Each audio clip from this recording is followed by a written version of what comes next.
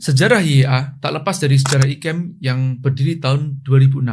Saat itu banyak orang ingin jadi pengusaha, namun tak tahu caranya bagaimana. Saat how to-nya yang praktis diajarkan, mereka tak kunjung action. Kenapa? Karena ada mental block di bawah sadar mereka yang menghalangi. Dari situlah IKEM lahir, mengobati penyakit-penyakit bawah sadar. Setelah itu, mulai terlihat dampak actionnya, namun tidak terarah larinya, kemana dan bagaimana.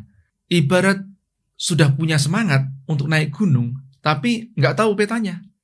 Sehingga banyak terjadi trial error. Dari sinilah YA lahir, memberikan kurikulum bisnis praktis. Meski YA dibatasi oleh usia 17-25 tahun, namun kurikulum YA yang kemudian menjadi cikal bakal kurikulum kewirausahaan nasional kami. Yang awalnya, visi kami hanya sekedar melahirkan pengusaha-pengusaha sukses yang bermoral, kemudian bertumbuh menjadi membangun ekosistem perekonomian mandiri yang rahmatan lil alamin.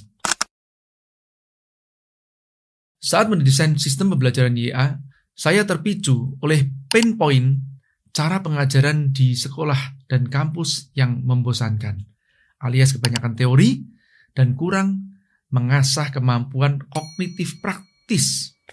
Oleh karena itu, YA harus banyak prakteknya dibandingkan teori, dan teori diajarkan sesuai fasenya. Jangan mengajarkan manajemen di awal, nanti membuat overthinking.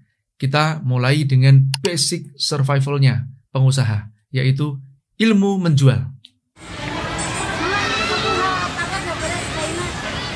Kami punya prinsip jangan memberi minum kepada orang yang perutnya sudah kembung. Buatlah mereka kehausan lebih dahulu. Kemudian berikan mereka seteguk jus. Maka mereka akan sangat menikmati tetes demi tetesnya. Strategi kami agar ilmu terserap dengan paripurna adalah menciptakan tantangan-tantangan dalam bentuk project-project atau sering disebut dengan project-based learning. Metodologi pengajaran YA diramu dari 4 unsur. Yang pertama adalah training, yaitu teori yang diambil dari pola-pola sukses pengusaha dan studi kasus yang kebanyakan diajarkan via learning management system. Yang kedua adalah practicing. Siswa diberi tugas untuk praktek agar ilmu lebih terserap dan menghasilkan pemahaman yang paripurna. Yang ketiga, masuk kelas untuk coaching. Facilitator menuntun siswa untuk menemukan permasalahan dan solusinya. Dan yang keempat adalah mentoring. Belajar langsung dengan praktisi pengusaha, terutama untuk memperkaya database variasi solusi.